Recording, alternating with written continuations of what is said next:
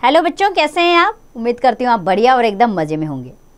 तो आइए बच्चों, आज हम सरदार पूरन सिंह द्वारा रचित एक निबंध पढ़ेंगे जिसका नाम है सच्ची वीरता, जो हमें सच्चाई के बारे में बताएगी। तो बच्चों, इस निबंध को शुरू करने से पहले उसका संक्षिप्त परिचय ले लेते हैं। इस निबंध में बताया गया है कि केवल युद्ध भूमि में वीरता का प्रदर्शन करने वाले ही वीर नहीं होते, वरन वे लोग भी वीर होते हैं जो जीवन की विषम परिस्थितियों और समस्याओं का साहसपूर्वक सामना करते हैं और अंत तक हिम्मत नहीं हारते। वीर पुरुष साहसी, निडर, गंभीर, स्वतंत्र और देशभक्त तो होते ही हैं, साथ ही पवित्रता और प्रेम से पूर्ण जीवन जीते हैं। तो आइए अपने इस अध्याय को शुरू करते हैं। सच्चे वीर पुरुष धीर, गंभीर और आज़ाद होते हैं। उनके मन की गंभीरता और शक्ति समुद्र की तरह विशाल और गहरी तथा आकाश की तरह स्थिर और अचल होती है, अचल जिसे कोई हिला न पाए। परंतु जब ये शेर गरजते हैं तब सदियों तक उनकी दहाड़ सुनाई देती है और अन्य सब आवाज़ें बंद हो जाती हैं। अर्थात जो सच्चे वीर पुरुष होते हैं वो गंभीर होते हैं, आज़ाद ख्यालों के होते हैं, लेकिन अगर किसी ने उन्हें ललकारा तब वो सबकी आवाज़ें बंद कर देते हैं। एक बार एक बागी गुलाम और एक बादशाह के बीच बातचीत हुई। यह गुलाम कैदी दिल से आज़ाद था। बादशाह ने कहा, मैं तुमको अभी जान से मार डालूंगा, तुम क्या कर सकते हो? गुलाम बोला, हाँ, मैं फांसी तो चढ़ जाऊंगा, पर तुम्हारा तिरस्कार तब भी कर सकता हूँ। इस गुलाम ने दुनिया के बादशाहों के बल की हद दिखला दी। बस इतने ही जोर और इतनी ही शेखी पर झूठे राजा मारपीट कर कायर लोगों को डराते हैं। क्योंकि लोग शरीर को अपना जीवन का केंद्र समझते हैं, इसलिए जहाँ किसी ने इनके शरीर पर ज़रा जोर से हाथ लगाया वहीं वे मारे डर के अधमरे हो जाते हैं। अधमरे यानी कि आधे मरे हुए। केवल शरीर रक्षा के लिए ये लोग इन राजाओं की ऊपरी मन से पूजा करते हैं। तो बच्चों, आप सोचकर बताइए कौन लोग मारे डर के अधमरे हो जाते हैं?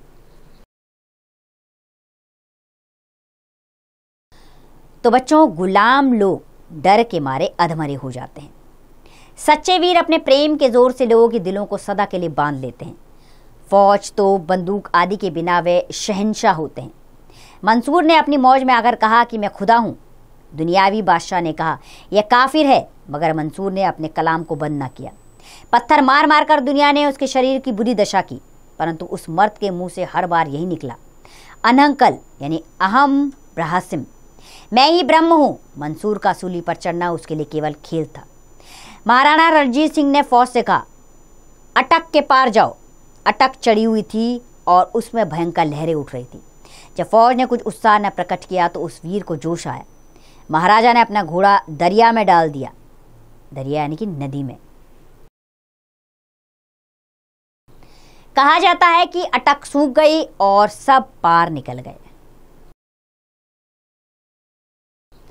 लाखों आदमी मरने मारने को तैयार हो रहे हैं। गोलियां अंधाधुंध बरस रही है। आल्प्स के पहाड़ों पर फौज ने चढ़ना जो ही असंभव समझा, त्यों ही वीर नेपोलियन को जोश आया और उसने कहा, आल्प्स ही है नहीं।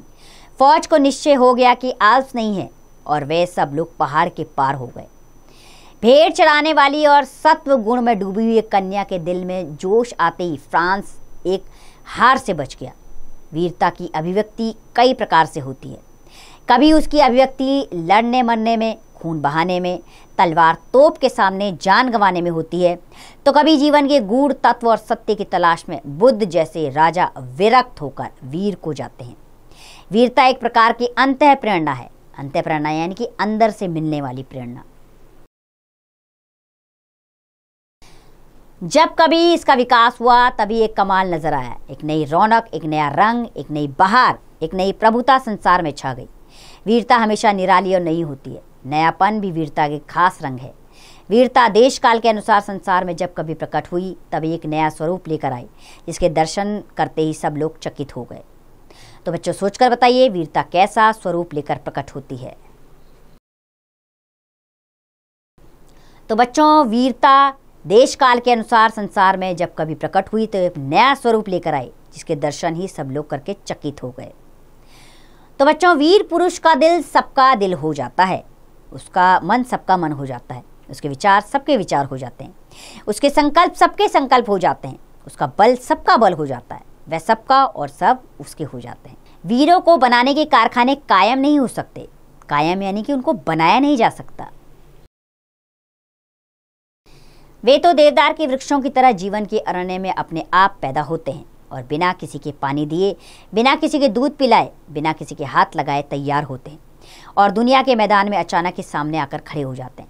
हर बार दिखावा और नाम के लिए छाती ठोककर आगे बढ़ना और फिर पीछे हटना पहले दर्जे की बुज़दिली है। वीर तो यह समझता है कि मनुष्य का जीवन जरा सी चीज़ है, वह केवल एक बार के लिए काफ़ी है। बंदूक में केवल एक गोली है, उसे एक बार ही प्रयोग किया जा सकता है। हाँ, कायर पुरुष इसको बड़ा ही कीमती और कभी ना टूटने वाला हथियार समझते हैं। हर घड़ी आगे बढ़कर इसलिए पीछे हट जाते हैं कि उनका मनोबल तथा जीवन किसी और अधिक बड़े काम के लिए बच जाए। गरजने वाले बादल ऐसे ही चले जाते हैं, परंतु बरसने वाले बादल जरा सी देर में मूसलाधार वर्षा कर जाते हैं। तो बच्चों, अब सोचकर बतलाइए, कायर पुरुष किसको बड़ा ही कीमती और कभी ना टूटने वाला हथियार समझते हैं? तो बच्चों, कायर पुरुष बंदूक और उसमें रखी गोलियों को बड़ा ही कीमती और कभी न टूटने वाला हथियार समझते हैं। हर घड़ी आगे बढ़कर इसलिए पीछे हट जाते हैं कि उनका मनोबल तथा जीवन किसी और अधिक बड़े काम के लिए बच जाए। गरजने वाले बादल ऐसे ही चले जाते हैं, परंतु बरसने वाले बादल जरा सी देर में मूसलाधार वर्षा कर जाते हैं। वीर पुरुष का शरीर कुदरत की समस्त ताकतों का भंडार है। कुदरत का यह केंद्र हिल नहीं सकता। सूर्य का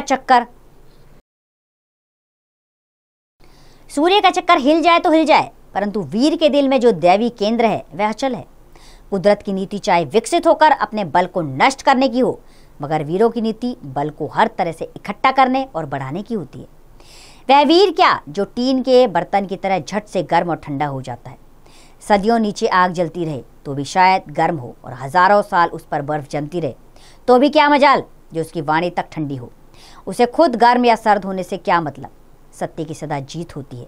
यह भी वीरता का एक चिन्ह है। विजय वही होता है जहाँ पवित्रता और प्रेम है। दुनिया धर्म और अटल आध्यात्मिक नियमों पर खड़ी है। जो अपने आप को उन नियमों के साथ अभिन्न करके रहता है, उसी की विजय होती है।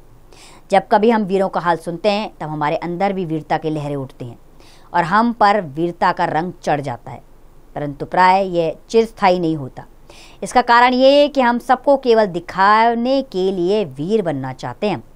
टीन के बर्तन का स्वभाव छोड़कर अपने जीवन के केंद्र में निवास करो और सच्चाई की चट्टान पर दृढ़ता से खड़े हो जाओ। बाहर की सतह को छोड़कर जीवन की तहों में घुसो, तब नए रंग दिखेंगे। तो चलिए अब लेखक के बारे में भी जान लेते हैं। ये निबंध सरदार पूर्ण सिंह द्वारा लिखा गया है, जिनका जन्म 17 फरवरी 1881 को सलहद गांव, जो अब पाकिस्तान में है, सिख परिवार में हुआ था। वे पेशे से अध्यापक थे। हिंदी में उनके लिखे केवल 6 निबंध मिलते हैं, जिनमें उन्होंने बड़ी रोचकता और कलात्मकता से विषय का प्रतिपादन किया है। इसी कारण उनका नाम हिंदी के श्रेष्ठ निबंधकारों में सम्मिलित किया जाता है। उनके प्रसिद्ध निबंध हैं सच्ची वीरता, कन्यादान, पवित्रता, मजदूरी और प्रेम, आचरण की सभ्यता और अमेरिका का मस्त योगी वॉल्ट व्हिटमैन। उनका निधन 31 मार्च 1931 को हुआ। तो बच्चों, इस निबंध के द्वारा सरदार पूर्ण सिंह ने हमें ये समझाना चाहा है कि वीर व्यक्ति की ही चारों तरफ प्रसिद्धि होती है। कायर इंसान कब तक छुपता फिरेगा, लेकिन वीरता के साथ हर बात का सफलतापूर्वक सामना कीजिए। आपको हमेशा प्रगति की ओर अग्रसर होने का अवसर मिलता रहेगा। तो उम्मीद करती हूँ ये अध्याय आपको अच्छा लगा होगा। अब इसका अभ्यास कार्य आप स्वयं कीजिए।